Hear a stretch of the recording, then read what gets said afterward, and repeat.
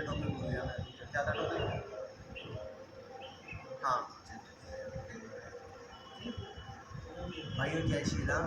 मैं कनिष्क एक नशेबाज से ही स्टार्ट करूँगा, और ये मैं बताऊँगा नहीं कि मैं ये क्यों ऐसे क्यों बोल रहा हूँ। कि जब एक नशेड़ी नशा छोड़ देता है, लेकिन वो रहा तो नशेड़ी ना, चाहे वो था में है में है और रहेगा, ठीक है। तो जो मेरा पहला जो वो है ना, जो पहला टॉपिक सा हो रहा है, वो टॉपिक ये है कि सबसे बड़ा टॉपिक है ये, कि पेरेंट्स कैसे डील करते हैं अपने बच्चों को घर लाने के बाद, है ना। बच्चों को घर लाने के बाद वो इस हिसाब से ट्रीट करते हैं कि जैसे कि मतलब मान लो 6 महीने के लिए उन्होंने नशा मुक्ति केंद्र में भेजा है, ठीक है। नशा मुक्ति केंद्र में उन्होंने 6 महीने के लिए भेज दिया। 6 महीने के बाद उनको ये लगता है कि उनका लड़का अब सही हो चुका है, वो हट्टा कट्टा होता है, तगड़ा हो जाता है, तो उनको ये लगता है कि उनका बच्चा सही हो चुका है। तो वो घर लाके ना उस पर रेस्ट्रिक्शन करते हैं। एक सबसे छोटा रेस्ट्रिक्शन बताऊं मैं, जब वो अपनी बाइक लेके निकलता है ना, तो रिकवरी के दौरान इतना टाइम नहीं होता कि भाई, इतनी रिकवरी उसको नहीं मिल पाती 6 महीने में या साल भर में कि उसकी आंखें लाल ना हो बाइक चलाने पे, ठीक है। उसकी हल्की सी आंखें लाल हो जाएंगी ना, तो उसके पेरेंट्स कहेंगे कि तू नशा करके आया है, ठीक है। तो सबसे पहले पेरेंट्स की गलती यही हो जाती है। और जो नशेड़ी होता है वो एक इतनी तगड़ा इमोशनल फूल होता है कि वो ये सोच लेता है कि यार अब जब इन्होंने मान लिया ना, मेरे माँ बाप ने मान लिया, तो भाई अब तो बस मैं पीऊँगा। क्योंकि उसे बहाना चाहिए होता है, एक बहाना, समझ रहे हैं ना बात को। एक बहाना चाहिए होता है उसको वो बहाना मिल गया, ठीक है। उस पे और भी बहाने होते हैं, घर में कोई लड़ाई हो गई तो उसको बहाना मिल जाता है कि भाई आ, नशा करूँगा मैं तो, ठीक है। फिर वो अपने माँ बाप से लड़ता है, पैसे छीनता है, पैसों का अरेंजमेंट करता है, सब कुछ करता है।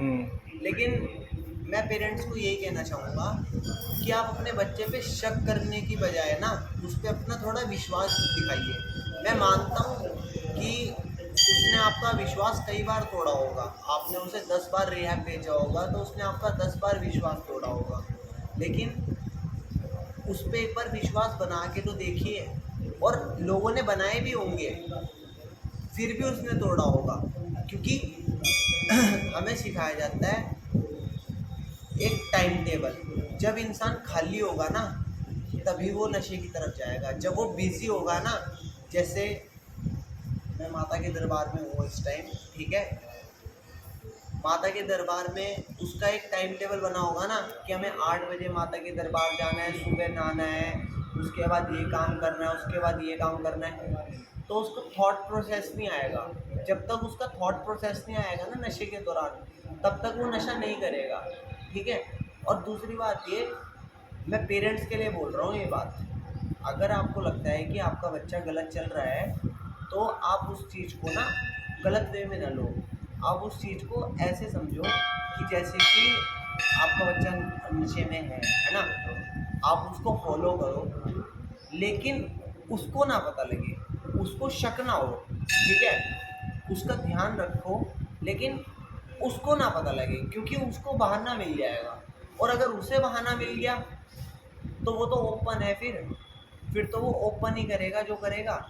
फिर तो वो ओपन नशा करेगा, वो ओपन दिखाएगा कि लो जी आपके सामने पड़ा है, मैं कर रहा हूँ, ठीक है। उसे जितना हो सके ईश्वर पे विश्वास दिलवाइए। जो है ना ईश्वर है, हम यही बोलते हैं कि ईश्वरीय इच्छा, ईश्वरीय इच्छा होगी ना तो इंसान घर बैठ के भी छोड़ देगा। और अगर ईश्वर की इच्छा नहीं होगी ना, तो आप चाहे कितनी भी कोशिश कर लो, नशा नहीं छूट सकता, ठीक है भाइयों।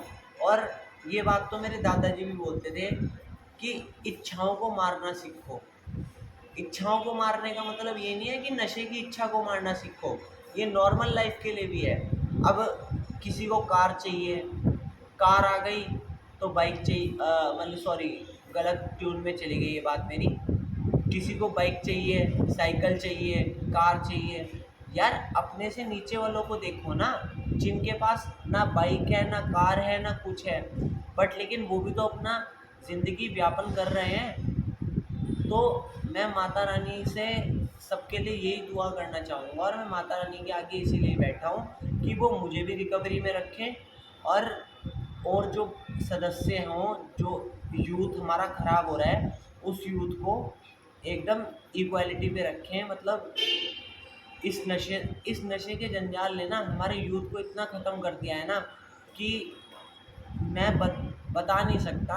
मैं नशा मुक्ति केंद्र से ही हूँ, सबको पता है, ये सारे बात जानते हैं, मुझे बार बार बोलने की ज़रूरत नहीं है कि मैं नशा मुक्ति केंद्र से हूँ, ठीक है ना। तो मुझे मैं दिन में ना 10 10 तो बहुत ही कम बोल दिए, 20-30 लोगों से मिलता हूँ मैं, लेकिन मुझे उसमें सारे के सारे ना आधे से ज़्यादा नशेड़ी ही मिलते हैं। यार भगवान ना करे, एक देश में ऐसा हुआ था कि सैनिक कम पड़ गए थे, हमारे यहाँ पे ऐसा हो जाए ना तो एक भी यूथ खड़ा नहीं होगा इस चीज़ के लिए। तो भाइयों, इस बात पे ध्यान रखिए। बाकी एक अपना टाइम टेबल बनाइए, जिससे कि आप टाइम टेबल आप जब बनाइए जब आप इस टूटन से निकल जाए। मतलब 45 डेज़ की होती है, 7 डेज़ की गंदे वाली होती है। 7 डेज़ बाद आप अपना फिर उसके बाद फ्यूचर बनाइए, मतलब आगे का सोचिए, ठीक है। और पास्ट और फ्यूचर पे वो मैं आगे डालूँगा। ये मैंने बोला था कि मैं पेरेंट्स के लिए बताऊँगा कि उन्हें शक नहीं करना, और अगर उनका शक है जायज़ तो उनके पास एविडेंस होना चाहिए। ये नहीं कि आँखें लाल हैं आँखें लाल हैं, गले में दिक्कत हो रही है, या उसका एक्सीडेंट हो गया तो कह देती नशे में होगा। अब एक नशेड़ी अगर मर भी जाता है ना, और मान लो मैं ही हूँ, मैंने नशा छोड़ा हुआ है, ठीक है, मेरा भगवान ना करे, माता रानी के आगे हूँ, मेरा एक्सीडेंट हो जाता है, तो आज भी मुझे लोग यही कहेंगे कि भाई नशे में हो गया, मरना तो था इसने। तो भाइयों, इस थॉट प्रोसेस को चेंज करो, क्योंकि जो नशेड़ी होता है ना, वो मार से नहीं समझता, वो इमोशनल होता है। उसे प्यार से समझा सकते हैं, मार से बिल्कुल नहीं समझा सकते। ना उसका फ़ोन छीन के, ना उसको वो करके कि भाई उसको कमरे में बंद कर दिया। उसे करना होगा ना तो वो कहीं भी जाके कैसे भी कर लेगा, और उसे 1 साल क्या 10 साल बाद भी करना होगा ना तो वो 10 साल बाद भी कर लेगा। तो भाइयों, मेरे से आपसे ये रिक्वेस्ट है कि नशेड़ी की लाइफ एक अलग लाइफ होती है, और ये लाइफ हमें माता देती है, क्योंकि हमने जो कार्य करे हैं, जो है, आज हमारे दोस्तों की मौत हो चुकी है और हम बचे हुए हैं। क्यों बचे हुए हैं? सिर्फ माता रानी की कृपा की वजह से। तो माता रानी कृपा मेरे ऊपर भी, और जो भी नशेड़ी भाई हैं उनको सद्बुद्धि प्रदान करें, और अपना